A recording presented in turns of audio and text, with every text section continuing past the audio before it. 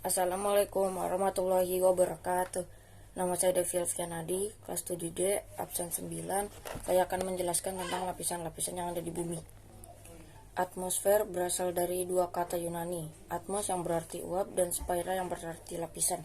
Jadi atmosfer adalah lapisan uap yang menyelimuti bumi. Atmosfer bumi terbagi menjadi dua bagian, yakni bagian bawah dan bagian atas. Bagian bawah terdiri dari troposfer dan stratosfer, sedangkan bagian atas terdiri dari mesosfer, termosfer, dan eksosfer. Mari kita bahas satu persatu. Yang pertama ada troposfer. Ketinggian troposfer terhitung mulai dari 0 km hingga 10 km di atas permukaan laut. Sebagian besar, bagian troposfer berbentuk uap air dan 75% terdiri dari gas-gas yang ada di atmosfer. Yang kedua ada stratosfer. Stratosfer memiliki ketinggian 10 hingga 50 km di atas permukaan laut.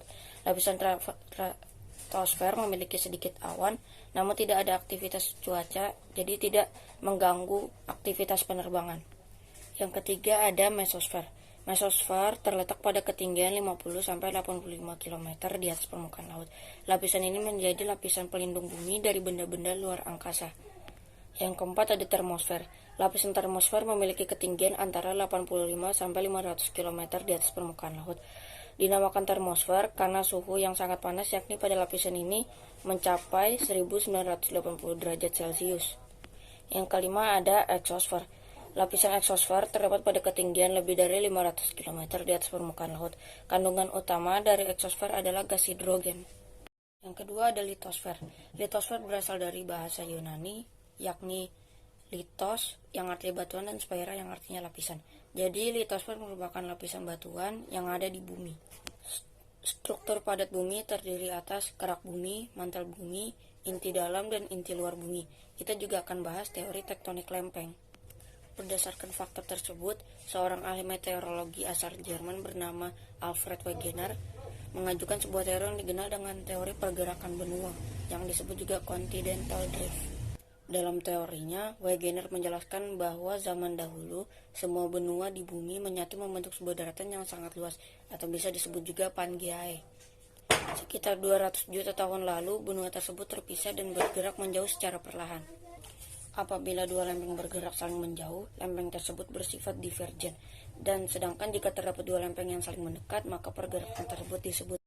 Sebuah titik pada kedalaman bumi yang menjadi pusat gempa disebut hipocentrum, sedangkan permukaan bumi yang berada di atas hipocentrum disebut epicentrum. Yang ketiga ada hidrosfer. Warna biru menggambarkan perairan yang ada di bumi, dengan kata lain bumi yang kita huni diselimuti oleh air, atau yang sering kita sebut hidrosfer. Hidrosfer berasal dari kata hidros yang berarti air, dan sphaira yang berarti selimut. Jadi hidrosfer merupakan lapisan air yang menyelimuti bumi. Air yang ada di bumi memiliki sebuah siklus yang dinamakan siklus hidrologi atau siklus air. Siklus hidrologi merupakan sebuah proses daur ulang air secara terus-menerus. Kita lihat pada gambar. Siklus air bermula ketika panas matahari menguapkan air yang berada di laut dan di permukaan bumi, atau bisa yang disebut juga evaporasi. Uap air tersebut akan berkumpul di angkasa dan terjadi proses kondensasi atau bisa disebut juga pengembunan. Hingga terbentuk awan, awan tersebut kemudian akan berjalan sesuai dengan arah embusan angin. Penguapan yang terjadi setiap hari mengakibatkan uap yang menjadi awan semakin banyak. Jika awan sudah tidak dapat menampung dari evaporasi, maka uap air akan turun sebagai hujan. Air hujan akan mengisi cadangan air yang berada di permukaan bumi. Proses ini berlangsung terus-menerus. Terima kasih, sekian dari saya Devi Alfianadi. Wassalamualaikum warahmatullahi wabarakatuh.